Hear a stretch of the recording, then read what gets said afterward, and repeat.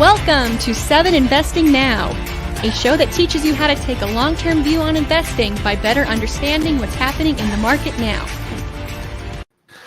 Good afternoon, 7 investors, and welcome to the Wednesday edition of 7 Investing Now. My name is Daniel Brooks Klein, and I'm the host of the program. I'm being joined today by Manisha, Samy, and Maxx Chatsko. This is a busy week for the two of you as you're attending the virtual version of the annual J.P. Morgan Healthcare Conference. Max, we'll start with you. How you holding up? Do I need to send coffee? Do I need to drone in some 5-hour energy? How's it going? Well, Dan, I'm going to give you one more thing to make fun of me about. I don't actually drink caffeine. I drink decaf coffee. Oh come on. Disown me now. Yes, it's true. Dear. So I'm trying to stick with one caffeinated beverage a day. And if it's coffee, if I go to a Starbucks, I'm actually drinking decaffeinated coffee more often than not. Manisha, what's your beverage of choice? Please tell me you're not drinking like decaf, I don't know, like kombucha or who knows what ridiculous things are out there. What Max is doing here. Basically, it's like 5 cups of coffee a day, and that's how I roll. Right now, if I look tired, it's because I'm only on my 3rd coffee, not my 5th.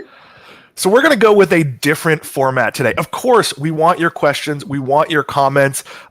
Keep it in the healthcare area. If there's something that happened, maybe retail or something, you really want to talk about target earnings, feel free to ask me a question. But for the most part, let's keep it to healthcare. It's going to be a different show. Max and Manisha each have 3 things from the JP Morgan conference they're going to talk about. And I'm largely going to sit back and listen. But before we do that, it's a strange political time, and that kind of deserves some comment. First of all, we do this show at noon. Next Wednesday at noon is the inauguration of the president during an especially tense time. We're going to move 7 Investing Now till 11. We're going to go an hour early. We don't want to rob viewers from the inauguration. Of course, we assume you'd stick with us. So we're going to go at 11 o'clock next Wednesday. And second, as we tape this, the House is voting on a historic second impeachment of the president. That's going to go to the Senate. Nothing is likely to happen until the president's term is ended anyway, but we kind of get besieged by questions. How does this impact the market? What does this mean for this stock? And here's the reality. There could be some short-term volatility. We're going to see a change in power to a Democratic president and a just barely Democratic-controlled Congress. And what's that going to mean? It's going to mean a little. It's going to mean more votes come up because McConnell famously kept a lot of things from being voted on, and it doesn't appear that Chuck Schumer as majority leader is going to do that. It's going to mean that there's some possibility of, say, regulation of big tech. There could be minor tax changes, but remember, this is a 50-50 Senate and a very close House. You are not going to see big swings in policy, and the same is true with whatever might happen over the next few days. So there could be unrest, there could be violence. The reality is that doesn't stop good companies from being good companies. So it's one of those things. We say focus on the long term. We'd like you to focus on the long term. With that, we are going to the J.P. Morgan conference. I'm more familiar with the P.F. Chang's conference on fast food. This is one I had never heard of until you guys brought it up, which is probably embarrassing given what I do for a living. But Manisha, quick headline here. COVID-19 will likely be an endemic play. And I embarrassingly admitted this before the show. I had to look up the word endemic. Does this mean that we're going to take a COVID-19 vaccine or some variant of it every single year? I think it's very likely. So we've had a number of vaccine makers during JPM comment on that. So they're saying, okay, well, the current version of vaccine, it will protect against the current strain of the virus and maybe 1 or 2 mutations. But after a year or so, Moderna is one of these companies. They're saying, we don't know if our vaccine will work if the virus continues to mutate. So a year or 2 years from now, we don't know if our vaccine will work. And so right now, they're already looking at new formulations of it. So, but is that just like the flu vaccine where it sort of just changes every year? And let me ask, and you can both weigh in. Do companies make money on the flu vaccine, or is this just it's not very expensive, so I can't imagine there's a big margin there. No, there's some specialty stuff, right? Like I think, is it Tamiflu or that was like a blockbuster actually. That was like over $1 billion. Tamiflu was a treatment, wasn't it? Yeah, maybe I'm mixing it up. There's a couple. There's one that's like a specialty, like pan flu vaccine or treatment. But so there's opportunities there in terms of profitability or margins. Yeah, you're right. It's probably not a huge opportunity. And not that I'm BioNTech or Moderna, but I don't think it's actually going to be endemic. I think this will probably be enough to snuff it out. I mean, what are they going to say? They're the ones making the vaccines. They want to keep it going, right? So, Manisha, and you also brought up here, if there are new vaccine procedures that can get vaccines to market this quickly, is that going to be a game changer? I think that so for mRNA-based vaccines, you have a 6-week leadway to actually have a new vaccine that is ready to be distributed. It can be a game changer, but again, I don't know. A lot of people don't want to get vaccines. There's that whole other side of the political paradigm here. It's interesting. This is, Moderna, when it was a startup, received a lot of funding from DARPA on like special programs that seemed so far out in the future years ago, right? How can you make a vaccine as quickly as possible? And it's like, oh, that's another silly DARPA program. And then here we are, 2021. Hey, how quickly can you make those vaccines? Moderna's already talking about maybe using its technology for flu vaccines and just way more efficient production and manufacturing. So I think we'll see this, mRNA technologies, and Moderna is not the only one by any means. This should become more of the standard, really, for vaccinations. Max, I'll throw the. Go ahead, Manisha. Then I'll jump back to Max. Sure. I just wanted to add in there. I think there will be multiple biotech companies that come out with a vaccine for COVID-19, especially ones that were a bit slower to enroll patients, whatnot. But it's not that hard to make a vaccine. It's fairly simple. So you just need to have the enrollment there and get your studies underway and make sure that it works. So we'll see. I've offered to buy Max a blender and a Bunsen burner or whatever he needs to make us a vaccine, but he has so far said no. Max, let me ask a question. Is this going to lead to infrastructure changes? Are we going to see, say, the CVSs and the Walgreens of the world invest in, I don't know, better freezers or really ramp up their ability to like have vaccine appointments? Getting a flu shot right now is pretty easy. I could walk right over to Target about half a mile away. There's a CVS, and I'm pointing upstairs because it's up a flight of stairs. There's a CVS, and I could probably immediately right now get a flu vaccine. Do you see that being the case with sort of just vaccines becoming something that, is now much more on people's mind? I actually see the opposite. So I think the tech will have to adapt to the infrastructure that we have. So that's kind of one of the big, downsides of the BioNTech and Pfizer vaccine, right? Is it requires like very ultra cold storage. The Moderna vaccine can be distributed by pharmacies, and that's the one that is being distributed by pharmacies. So I think it's the other way around. Technology that's going to have the most commercial potential will just be the ones that are already like plug and play into what we have already, right? So things that can be, stable for a long time at room temperature, so that CVS doesn't have to go and buy crazy negative 80 degrees Celsius freezers, right? They don't want to do that. And I brought this up before. I also see we're going to see some sort of a tech shift because it's embarrassing how they're handling the sort of line for vaccinations right now. Here in Florida, you have to send an email with your information, and not everyone over 65 is super email savvy, but and then there's no real system for it. And we've talked about this before. There's off the shelf software for $30 that would get this done and would be pretty easy to use. But moving on, Max here, thank you. You said pan flu, and of course, I cannot get my head off Zamfir, the master of the pan flute, who used to advertise on late nights to buy his CDs back when CDs were a thing. But Max, you wanted to talk about Adaptive Biotechnologies and AstraZeneca. They're working together on, I assume, you say next generation diagnostics. I assume they're working together for good and not evil. Yes, good, not evil. So a lot of investors are really enamored with liquid biopsy space, right? Even Dan texts me at 3 a.m. Hey, did you see this new thing that came out? And I'm like, Dan, I'm sleeping. Go away. I'll talk to you in the morning. Liquid biopsies are all about detecting important biomarkers and detecting signals from, cancer tumors before other methods can, or as accurately as other methods can right now. That's the idea. So Adaptive Biotechnologies is kind of working on a similar technology platform but not just in cancer. It can be used across pretty much any disease, and trying to decipher, what your immune system's doing. Does it have immunity to different things? So, for instance, it has something called T-Detect, and that's a COVID test, but it doesn't detect neutralizing antibodies, which can actually wane over time, even if you're still immune to the coronavirus.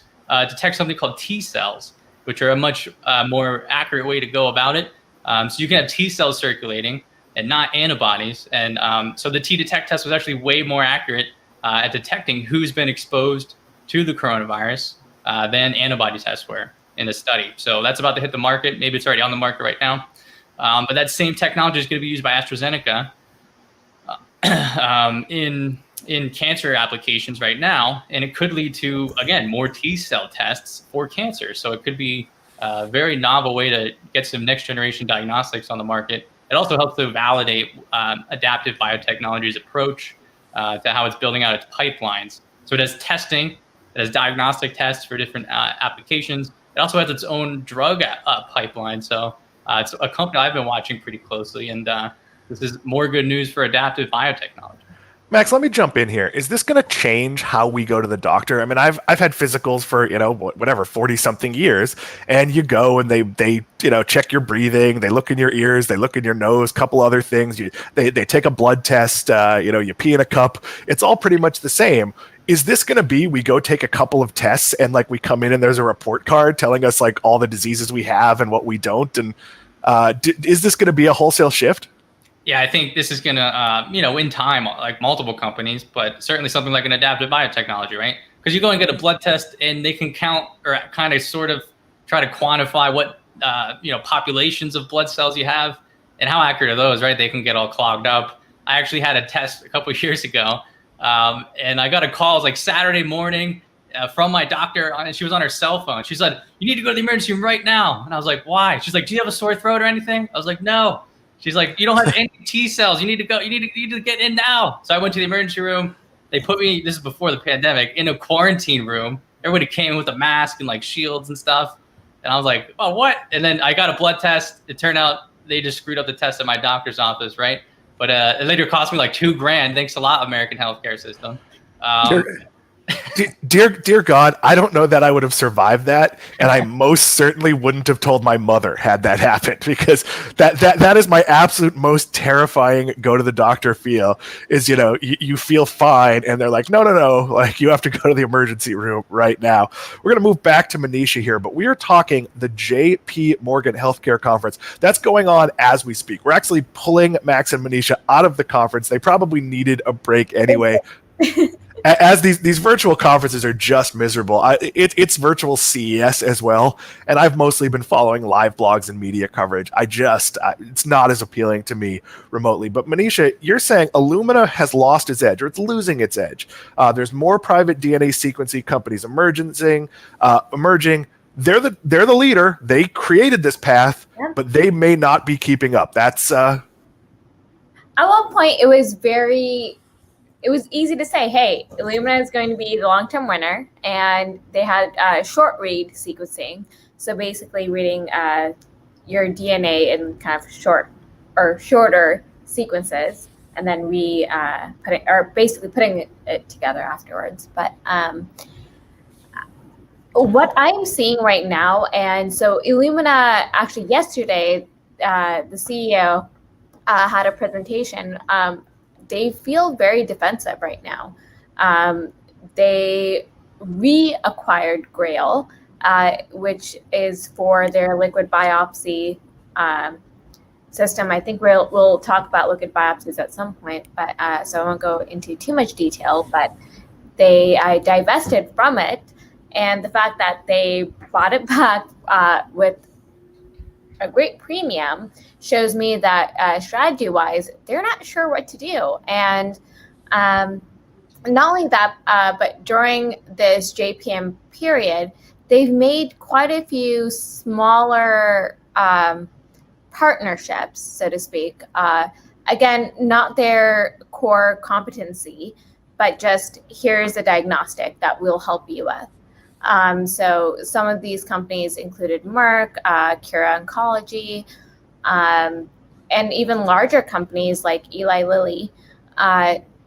Again, I think they're afraid that they're losing their kind of core franchise. So they're not the best at sequencing anymore, in my opinion. Or maybe they still are, but there are other technologies that are competing with them. Yeah, it always seemed odd to me, right? Like Illumina was always priced like, I don't know what it's at now, right? $50 billion market cap. But even like before the pandemic and this crazy bull market, it was at like a $40 billion market cap. So the total global sequencing market is measured in like, maybe $4, $5, $6 billion total.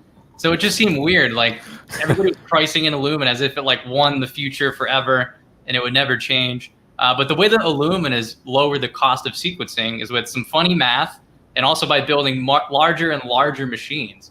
And that's not the future, right? Biology is going more distributed. You want to have smaller machines. You want to take advantage of more computing power. So long read or even nanopore do that. Illumina does not with short read. So, it's going to have some niche applications, I think, with like maybe some diagnostics here and there.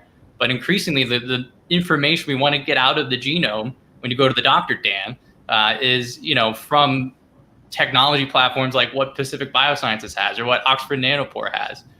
So Illumina is kind of like falling behind in terms of where the field is moving. So, Max, let me jump in. I think of this, and tell me if it applies in biotech. I think of this as the Starbucks dilemma.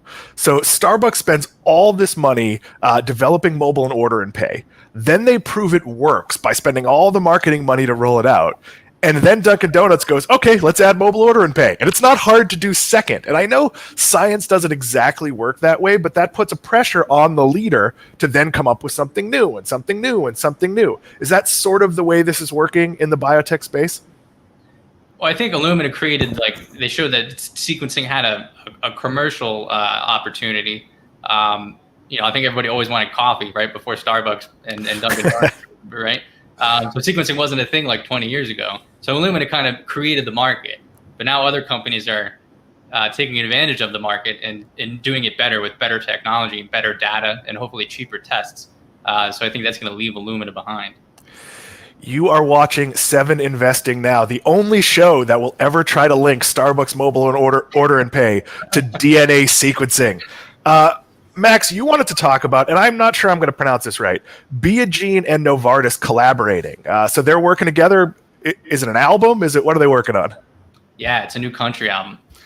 No, I think it's Beijing. Is that, Manisha, is that how you say it? Like Beijing, but Beijing? Okay. Got it. So Beijing and Novartis announced a collaboration for a drug that's already approved in the Chinese market.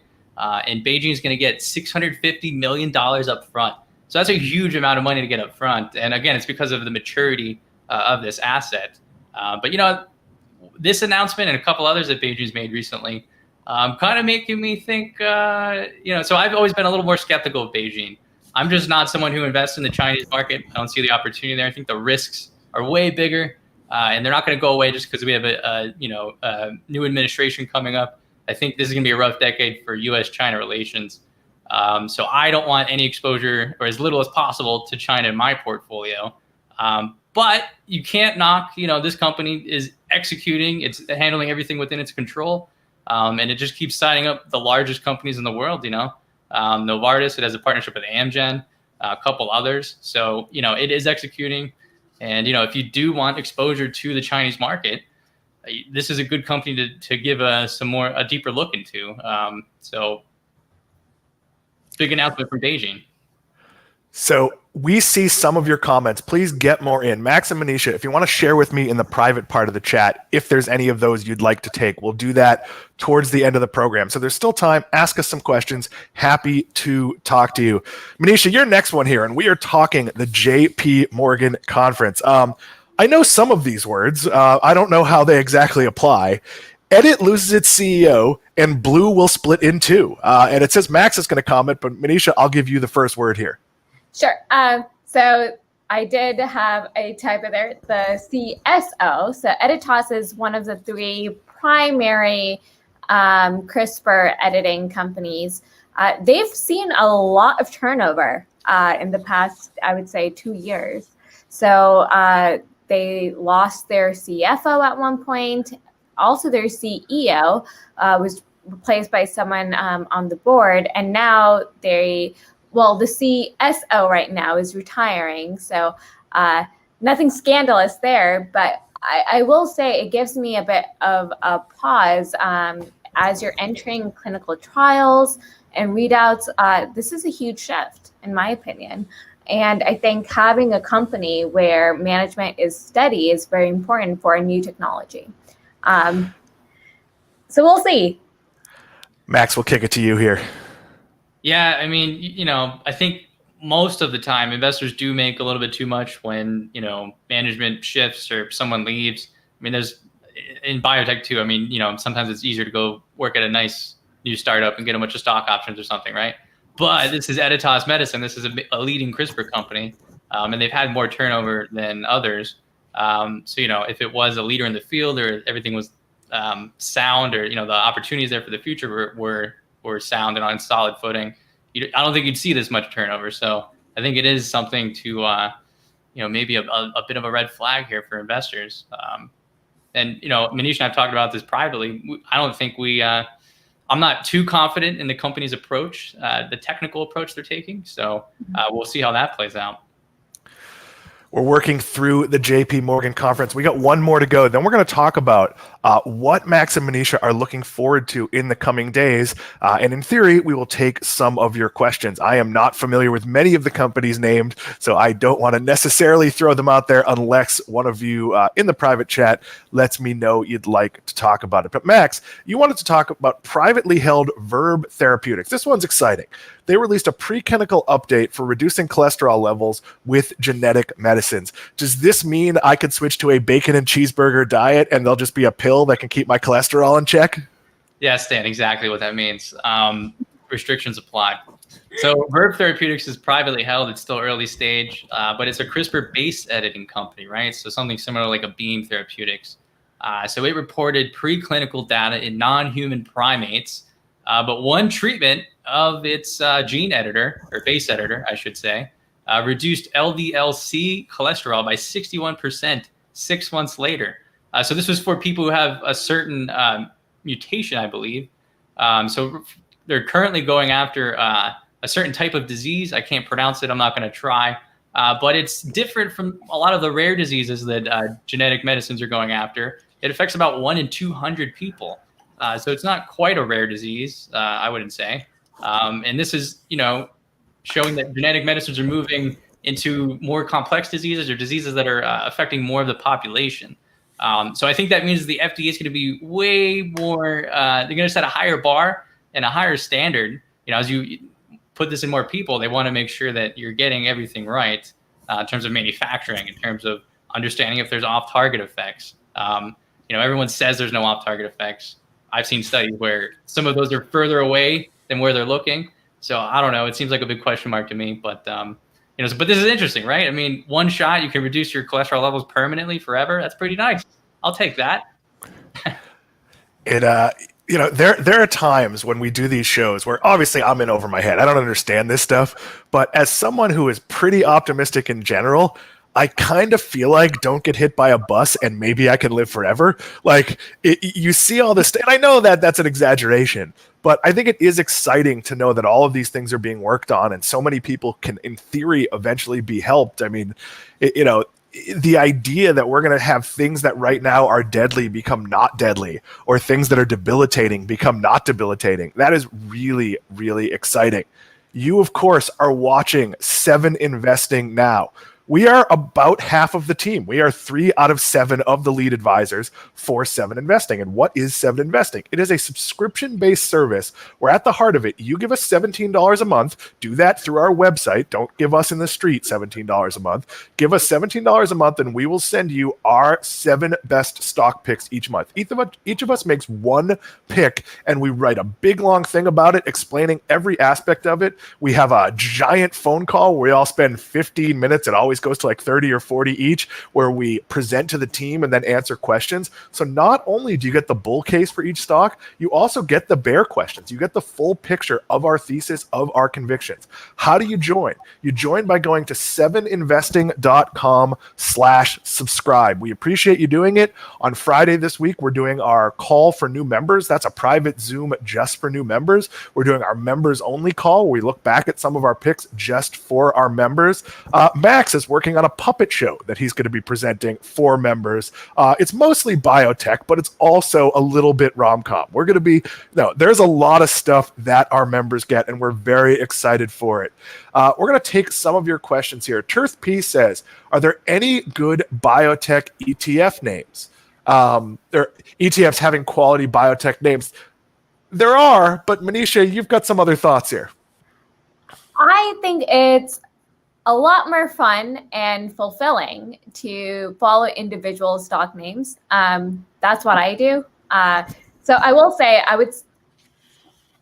over 90% of my personal portfolio is all biotech names. And they're individually selected, and I position size it the way I want to. And part of it is because I know what they're doing and I'm keeping track of it. With ETFs, I think what you're seeing is that you don't exactly know what you're betting on. You're not part of the selection process. So I like having that kind of selection power. So when it comes to biotech, I think know exactly where you're going in on, and if you feel confident, then just follow the name. I think you'll get dividends from there. I'm lucky enough that I, of course, am a 7 Investing subscriber in addition to working here. We all get a free subscription for working here, and I've created my own, I'll call it the Maxx ETF, where I buy either Maxx's or Manisha's pick every month, sometimes both, but they don't always pick biotech. So I'm sort of creating my own little investment portfolio in biotech, and I don't have to follow those companies, because if something changes about those companies, then Maxx or Manisha will tell me, and they will tell our members, and we might do something different. But we don't tell you to sell all that often. We are very long-term investors, so really the only time we tell you to sell is if something really changed. Maxx, I'm going to throw it to you. I'll let you take one question you want to answer before we move into what we're looking forward to coming up at the conference. Yeah, so let's see. Adam Calhoun asks, any thoughts on the TGTX presentations? That's TG Therapeutics. I've been watching TG Therapeutics for a while, and it had a pretty good end of the year in 2020. Stock popped quite a bit there. So it has a multiple myeloma or multiple sclerosis antibody rather. And it also has some interesting like double combos and triple combos in some blood cancers. So it's actually interesting to me. I mean, we're talking all about cell therapy, changing the paradigm in treating some of these, blood cancers, these liquid tumors. And then here they come up with a double and triple combo that are, delivering some complete responses in almost 100% of patients. I mean, that's pretty wild. That's pretty crazy. And they're getting durable responses. So it's definitely a company that I'm watching pretty closely. Thank you for your questions. We might grab a few others as we close out, but we still have a lot of show left. Maxx, Manisha, and we'll start with Maxx here. What are you looking forward to? What's left in this conference? Normally, it would be like the cocktail parties, some of the final keynotes. None of those things. The awkward mixers where for some reason it's like a conference. And I go to a lot of conferences. It's a conference full of like middle-aged people, but for some reason, like Danger Mouse is performing, and it's very uncomfortable. But anyway, Maxx, what are you looking forward to as we move into the end of the conference here? Yeah, so the conference ends tomorrow, so we're about halfway through. I think most of the larger companies, right, the Illuminas, the BeiGenes, all those, they've already kind of announced what they're going to announce. So my focus going through the end of this now is going to be on the smaller companies, even some privately held companies. They're presenting. Maybe they have some additional news or products or updates to announce. So I think that's where the focus turns for just about everybody else, right? So, can they garner attention from investors if they're publicly traded? Given the market we're in, does that create even more volatility, right? If they're a smaller company, are they going to go up or down by some crazy amount? And then for privately held companies, are there going to be more IPOs or SPAC attacks or whatever you want to call it, right? More companies going public. So that's what I'm watching for the next couple of days. Smaller companies, my focus. Manisha, what are you looking forward to? I just want to echo what Max said. I'm definitely looking at, well, not even just smaller companies, but private companies. So there are at least 28 SPACs that are looking for a merger. So which companies look the most enticing? I want to be on top of that. I think sequencing right now, we're seeing a lot of changes there. So I think hardware and diagnostics, we'll see a lot of that going into 2021. So that's an area that I want to focus my attention towards. And especially single cell sequencing, imaging, and whatnot. I think that's going to be a very interesting area. As far as drug pricing goes, that's always a conversation. You always have panels on that. I will always be listening to those because we are seeing some life-changing therapies that are being improved. And the next thing we need to figure out is, well, how do we afford these therapies that are life-changing? We'll be following up the conference on next week's program, or one of the programs next week. And of course, we'll let Maxx and Manisha pick one biotech procedure for me to get live on air, and we'll do a very special episode. We probably legally cannot do that. Adam Calhoun says, by the way, I love 7 Investing and really appreciate the access. We absolutely appreciate you, Adam. Thank you that. J.E. says, I'm going to make my HSA all biotech. Can you invest the money in your HSA? I wasn't even aware you could do that. Yeah, Max? so they let you go in like ETFs, or I have some Vanguard in my HSA. I might not do that for HSA, but with biotech or some of those ETFs are driving a current biotech bubble. Wait, Max. Unless you pick the stock picks that we have. Right. Well, true, but I don't think you can pick individual stocks in your HSA. But so I would be cautious about biotech ETFs right now. They are driving some crazy valuations, and I think it's causing a lot of people to buy the tickers in there without understanding what they're getting into. And I don't think it's going to end well. So be careful. And be really careful with that. I saw some questions about NanoX and some other companies that are on the speculative side, and just know what you're getting. We have many friends in our world that are on one side of that, but everyone agrees it's risky. So when you're buying a risky early stage company, keep it accordingly small in your portfolio. You basically want to be in a scenario where if 4 of 5 little bets you had fail, it's not that big a deal if one of them succeeds. So for some of these earlier stage stocks, go carefully. That's why I'm buying small stakes in a lot of different stocks. And I consider it like a whole separate basket of my portfolio. And I think of it as I don't even think about this. Every now and then I look over and I go like, why is this thing that I don't even know what the ticker symbol stands for up 932% today? Oh wait, now it's down 400. Like these can be really volatile, but it is now time to hit our finisher. Sam Bailey, if you could share the graphic, we would appreciate it. Which of these areas will see the first $100 billion company? Max wrote this question.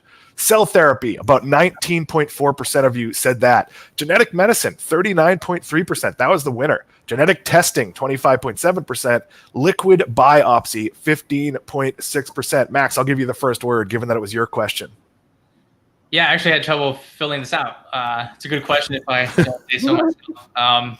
I actually went with liquid biopsy, which was the last one on there. I just think the market there is going to mature more quickly. I think there will be other $100 billion companies in all of these. Genetic medicine is tough. A $100 billion company, a $100 billion drug company, those are kind of rare. But maybe, I don't know. Right, Manisha? No? Manisha, your thoughts? I actually picked genetic medicines. And for a number of reasons. There's a lot that can fall into that bucket, right? So you have RNA medicines, you have gene editing and whatnot. So all of those types of modalities to treat patients falls into one thing. And right now we are seeing high sticker prices. So I don't see why these companies wouldn't be trading at higher valuations. Is there going to be one company that really succeeds? Who knows? But I think everyone's looking for the next Regeneron. So I think it's possible. With that, we are going to close down this edition of 7 Investing now. Let's remind everyone again, a week from today, we're going to go at 11 o'clock so as not to step on the inauguration. So a special 1 hour earlier edition. How do you get in touch with us? It is really easy. info@7investing.com. That's our email. It's usually Steve Symington, but he passes them out to all of us so we can all answer your questions. And of course, we are all on Twitter, but the company account is @7investing. Please follow us on Twitter. Sign up for our YouTube. Tell your friends. We are a word of mouth. This is not a company that spends billions of dollars on marketing. This is a company that's growing and succeeding because of all of you, and we thank you for it. With that, for Manisha, Samy, for Maxx, Chatsko, I am Dan Klein. We'll see you Friday.